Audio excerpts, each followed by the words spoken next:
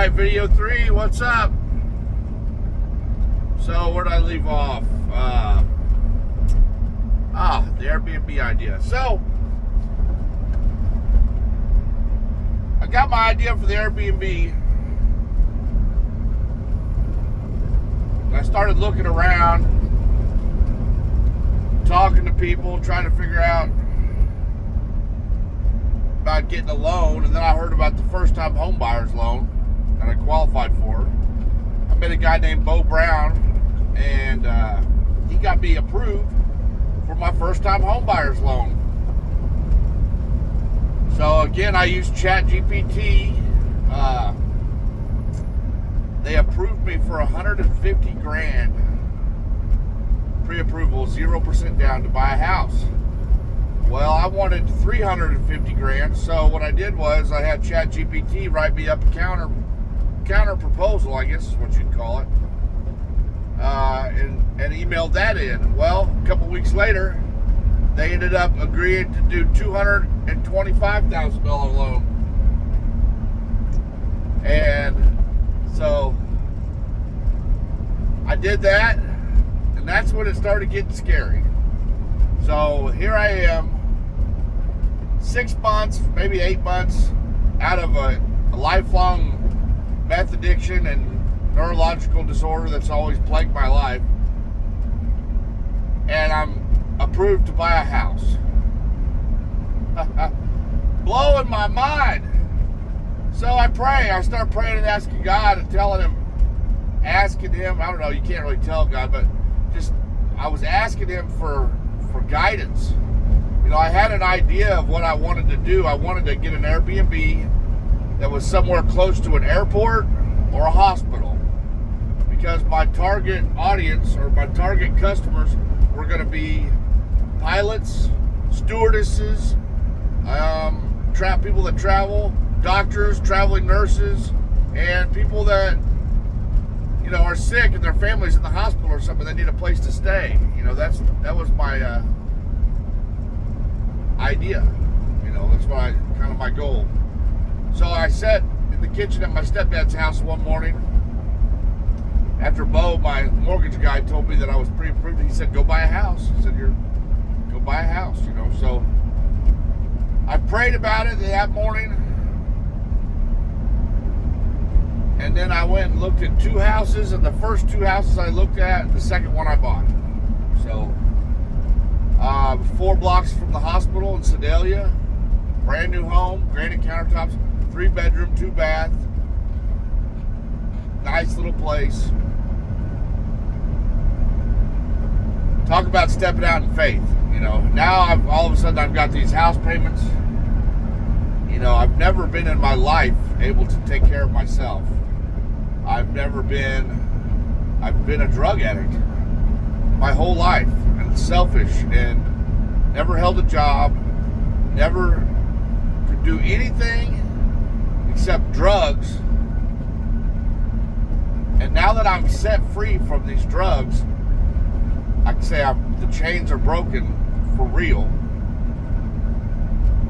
I've been healed. I just pray, and God is opening doors for me that I had to stop and think for a second.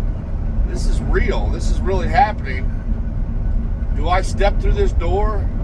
Do I go on? You know, and from what I learned in these books, that if you don't step forward, you'll never go anywhere. The only way you can fail is if you don't do anything. And that's what I've learned all the way along this little journey. I've had little hiccups and little things where I've had to adjust my plan and learn more stuff, and God's put people in my life that's been able to guide me and give me material that I can listen to and learn and grow. And I'm just blown away. It's been a year and 3 months, almost to the day, since I was sitting in my trailer smoking meth with no direction, no ambition, just totally destroyed and defeated in life, 42 years old, and cried out to God. And then, so now he's He's supplied. He's, you know, when I started following him and seeking him, all these things have been added to me, you know. And it ain't about the stuff. It's about I'm able to work. I'm able to be a sober individual that can drive a truck, stay awake, do a job consistently every day, make money steadily, and support myself. God's gave me this drive and abilities that I've never had my whole life. I've never been able to do this. I've never been able to stay up and drive. Now I drive all day. I mean, I'm a truck driver over the road, so it's great. So now I bought this house. I got this Airbnb, or what I want to be an Airbnb. I got the book Airbnb for Dummies. Started listening to that, learning about that and how they have co-hosts and everything. Well, I'm not really good with money, or I wasn't. Like I say, it's like a learning process. God will put you in the front of the door. You got to walk through them, and you got to be humble enough to not act like you know everything. You know, a wise man takes correction and is even wiser. You know what I mean? So through this process, I've had to really humble myself and admit I don't know what I'm doing, because I didn't. All I can do is take the time that I have behind this wheel to learn and apply what I learned to real life situations. So now I've got this new house, gorgeous house, 4 blocks from the hospital, exactly where I want. I'm falling behind on my payments.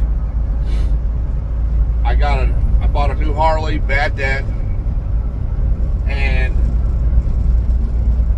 I didn't have a budget. I've never had money. I've never had a job. I've never done any of this stuff. First time in my life to ever have anything besides drug money. So it dawns on me one day when I'm getting desperate. I think to myself, when I read that book, Airbnb for Dummies, they had a section in there about co-hosting. And at the time, I thought, man, I want to be a co-host someday. First, I want to be a super host, and then I want to be a co-host someday. You know, that's my goal. So I like the whole Airbnb, I like everything about Airbnb. So, well, now I'm behind on my house payments. I have no idea what I'm doing. I have no decorating skills. Actually, let me back up a little bit. So once I bought the house and I'm standing in the kitchen, living room, and looking around, that was the scariest part, because I am a truck driver and a biker. I ride a Harley, I drive a truck. I've got enough stuff to go from the truck to the Harley and back, and that's all I got. When I got clean and went on the road, I gave away all my tools, all the crap I had in my old life. I had all the trash thrown away in my trailer. I called my old boss. I said, get rid of everything. I don't want none of it. I'm starting fresh. Completely get rid of everything. And then, out of the blue, March 31st, I had an old friend of mine call me, and he said, hey, what are you doing with your trailer? And I told him, I don't know. I think I was going to try and rent it out or something. He asked me if I'd want to sell it. And I was like, oh yeah, I'm behind on bills. So I sold it that night for $4,000 cash, paid all my bills, none of my bills were late. So that was a miracle right there all by itself. But, so I'm standing in my living room and I'm looking at this new house, and I'm terrified now because I don't know how to decorate. I don't have any style, as you can see probably. I'm just a regular old guy living life, and I'm like thinking, what am I going to do? So I was thinking I was in somewhere in Illinois or Iowa, somewhere like that. I can't remember where. But I was really starting to freak out because at 120 days, if I'm not mistaken, they start the foreclosure process. And I was 90 days behind on my house payment. And I was freaking out. I had a couple of ideas on how to get the money. I was gonna borrow the money from a friend of mine. Thank God she didn't do it. I'll get to that part. So it dawns on me that, okay, I need a co-host. So I got my phone out. I'm at the truck stop. I go to the Airbnb app, and it needs to be updated. So I do the update. I go back into the app, and whoa, to my astonishment, there's a new button that says find a co-host in your area. So I was like, oh man, it's perfect. It's what I need. So I typed in my home address. A guy popped up, a buddy of mine, that was a super host in Warsaw. And so I texted him, got to talking, and then he called me, and we talked. And I ended up meeting up with him the next day at my house. Well, he introduced me to his friend from Sedalia and his friend's wife that are co-hosts also. And we hit it off great. So I had told them that I was kind of losing my ass on the house, but I didn't tell them how bad. I didn't tell them I was 3 months behind on my payments. I thought I was going to be able to get them caught up. So they furnished my whole place, get it ready to rock out and everything, and then my loan falls through. And I'm devastated. I'm like, oh my gosh, what am I going to do? So I suck it up, and I text him, and I explained to him, hey, I'm 3 months behind on the house payment. I don't know what I'm doing. I don't want, pretty much cried out for help to him. I didn't know what to do. There were Christians also. This is where God comes in. God is in the details, man. That's why this channel is called 18 Wheels to Wealth. I'm not wealthy. Well, I'm wealthy spiritually. I feel wealthy now. But he's got me on this road to wealth and learning. And he's opening these doors and putting these opportunities in front of me, and I'm just walking through them, and I'm taking them. So it was about the middle of the next day, my friend, my co-host, he texts me back finally. He calls me actually, and he tells me, okay, here's the deal. He says, we pulled all the furniture out of the house. We're not risking losing all this furniture if your house gets locked up. He said, but here's the thing. We prayed about it. We feel like God wants us to lend a hand where we can. And he pointed out that I had made a lot of really bad decisions with my money and how I was handling my finances, which he was 100% right. I didn't know what I was doing at all. Like, I was needing help so bad. So he tells me if I listen to him and I read this book, or listen to it on Audible, called The Total Money Makeover by Dave Ramsey. I'm sure a lot of you have heard about this. He says if I do that and I follow these baby steps and I get myself caught up on my rent, we'll move forward with everything and it'll all be good. But they're not going to put their neck out there if I don't put in the work.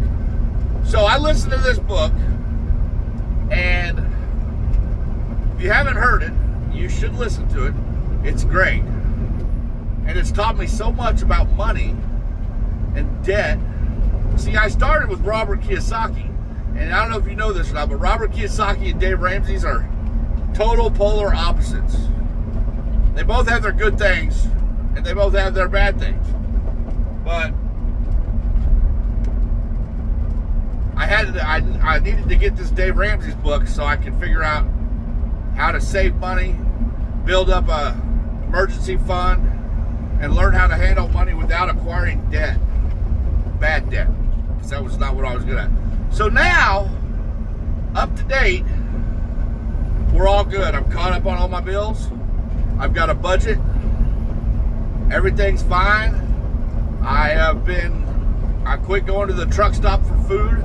That was killing me.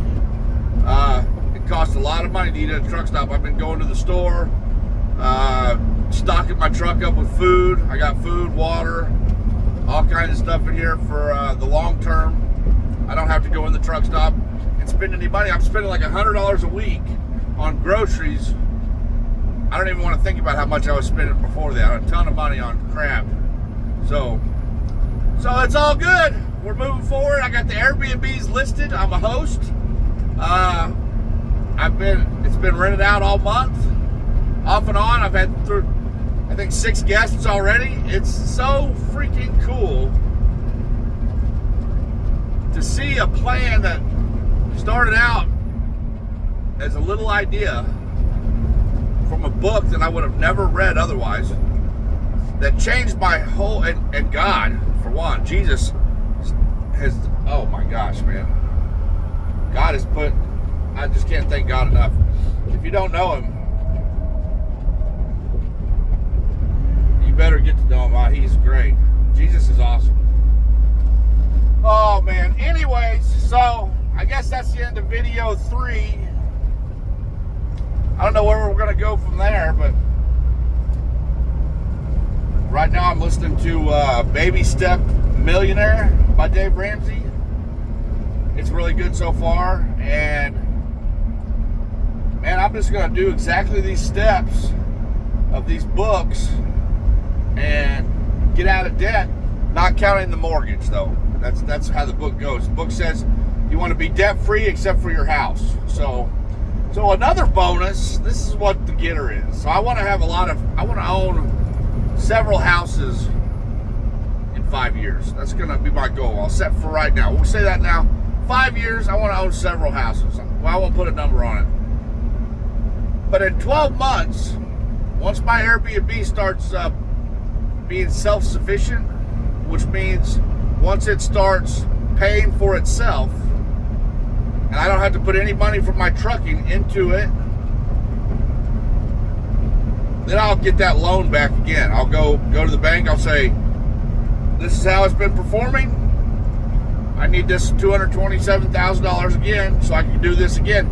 And then my plan is to buy two more houses in the same area, probably by the lake, some lakefront property, something like that. I don't know.